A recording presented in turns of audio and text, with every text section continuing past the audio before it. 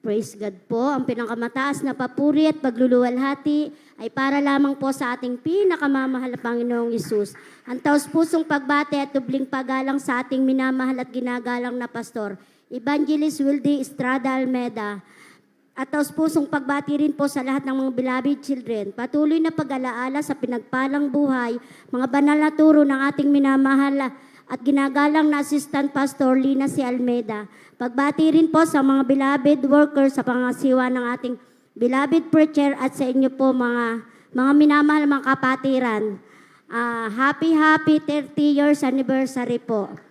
Praise the Lord. Lubos po ako Hallelujah. nagpupurit, nagpapasalamat sa ating pinakamamahal na Panginoon at isa po ako na magbabahagi ng pasasalamat sa ating pinakamamahal na Panginoon. Purihin po ang mahal na Panginoon. Talaga pong kanina lang pong umaga ko nalaman na isa po pala po ako na magpapahayag ng pasasalamat sa ating pinakamamahal na Panginoong Isus. Talaga pong ako po ay nakaramdam ng kaba at hiya. Talaga pong ako ay nanalangin sa ating pinakamamahal na Panginoon na alsin niya po ang kaba at hiya. Talaga pong gagawin ko po ang utos niya dahil mahal ko po ang ating pinakamamahal na Panginoon. That's right. Jesus. Amen. Talagang napakagalak po ng aking puso na isa po ako magpapahayag ng pasasalamat sa Kanya. I-share ko po mga kapatid kung paano po ako pinagaling ng ating pinakamamahal na Panginoon. 1993 po nakakilala po kami sa ating pinakamamahal na Panginoong Jesus at 2 taon lang po kaming nakapaglingkod at nawalay po kami na mahigit 2 dekada.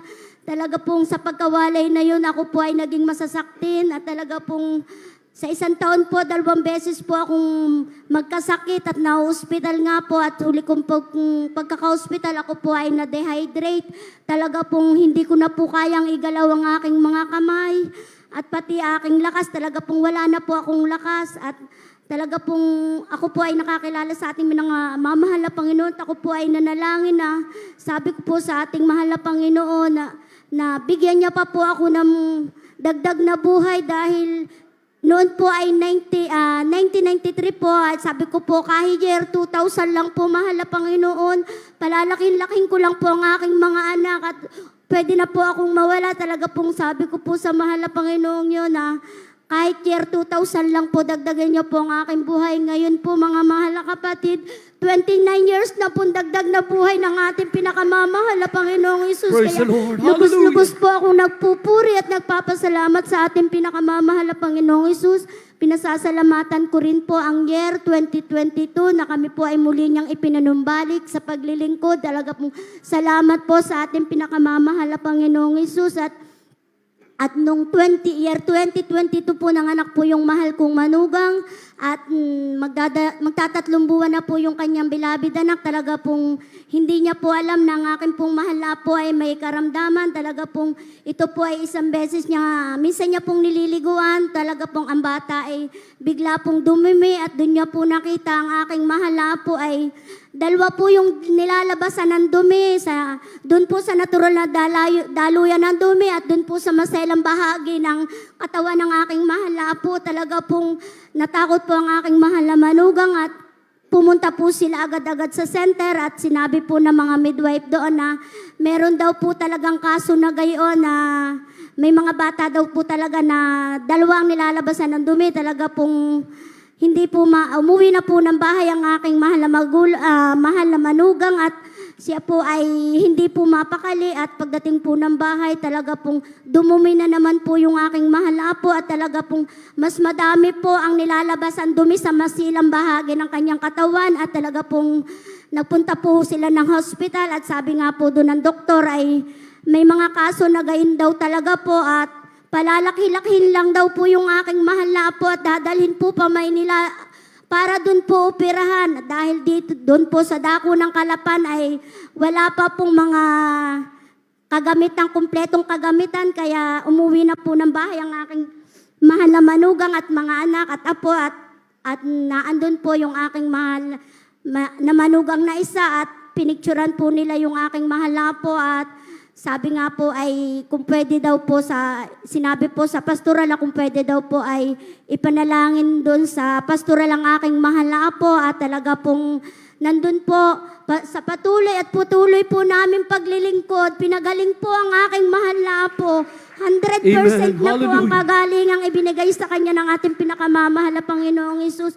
Ngayon po, ang mahal ko nga po ay magdadalawang taon na po. Talaga pong nandun po yung kagalingan, nandun po yung lakas ng katawan, kalusugan. Kaya salamat po. Kung iisipin ko po, kung talagang uupirahan po ang mahal ko nga po, talaga pong 100,000 po ang magagastos. Talagang salamat po. Talagang pag kayo po ay naglingkod sa ating pinakamamahal na Panginoon, napakalaking tipid po talaga. Kaya That's salamat right. po Amen. sa dakilang Diyos. At isa ko rin pong pasalamat talaga nung isang araw lang po. Nung isang linggo lang po nangyari, ang mahal kong apo, ito rin po yung pinagaling ng ating pinakamamahal na Panginoong Hesus. Ang kanya pong nanay ay bibili po sa tindahan at ang aking pong mahal na anak ay kita niya pong kasunod itong aking mahal na apo. Hindi po na malayo nung ina na umiba po pala ito ng daan. Talaga pong salamat po sa dakilang Diyos at talaga pong nandun po yung pag-uwi po ng aking mahal na manugang, hinahanap po ang aking mahal na apo at hindi po nila alam kung saan po nagpunta. Talagang lahat po sila ay naghahanap, pati mga manugang ko't mga anak, at nakita po nila ang mahal kong apo ay naandun po sa makipot na iskinita at basang-basa po ng tubig at napakadami pong buhangin sa katawan na nandun po na nangangatal at tatatakot. At dinala po nung aking anak sa tabing dagat at tunay nga pong sobra po ang irit ng aking apo, takot na takot.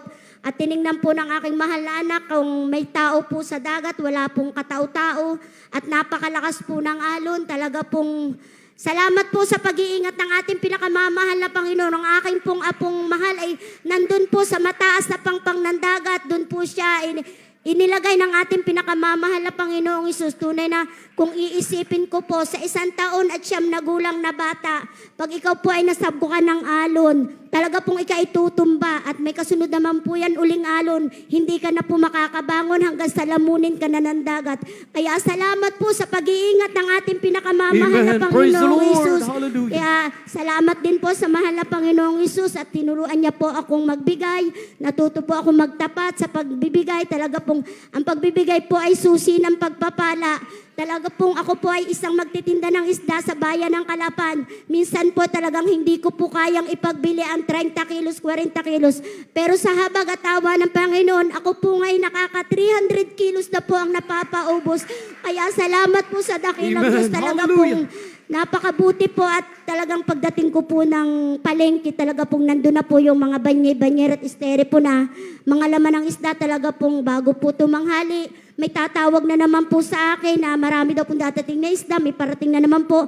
Sabi ko po sa mahal na Panginoon, mahal na Panginoon, tama na po, pakiusap po, tama na po. Ganyan po magpala ang mahal na Panginoon, ikaw na po ang aayaw. Kaya salamat po sa dakilang Diyos. Salamat din po sa Panginoong Hesus. Talaga pong ang akin pong pwesto ay nasa gitna po ng palengke. Talagang kung iisipin ko po, bago po ako dat nga ng mga buyer ay napakarami na pong magtitinda ang dadaanan. Talaga pong sabi po ng aking mga suki ay, bakit sa dami-dami daw po ng magtitinda? Bakit daw po balik at balik pa rin po sila? Kung ang akin daw pong pwesto ay may magnet, talaga pong salamat po sa mahal na Praise the Panginoon. Lord. Hallelujah. Sabi rin po nung aking katabi sa pagtitinda, sabi po, Maring-mari, may anting-anting ka, pahiram naman, bakit ang daming nabili sa iyo? Talagang salamat po sa mahal na Panginoon. Ang nabanggit ko lang Praise the po, Lord. maglingkod din kayo sa mahal na Panginoon. Talagang salamat po sa dakilang Diyos. Salamat po sa pagpapala ng ating pinakamamahal na Panginoon. Salamat po at nakilala ko po ang ating pinakamamahal na Panginoon. Salamat po sa mga patutuan ng mga kapatiran. Yan, pag ako po ay may mga pagsubok, yan po lagi ang aking inaalaala. Maya-maya po babalik na po ulit yung sigla ko sa pag-ibig sa ating pinakamamahal na Panginoong Hesus. Kaya salamat po sa dakilang Diyos at siya po ay aking nakilala. Kaya salamat po. Hanggang dito na lamang po ang pasasalamat, papuri at pagluluwalhati. Walang hanggang pasasalamat ay tanging sa ating pinakamamahal na Panginoong Hesus po lamang.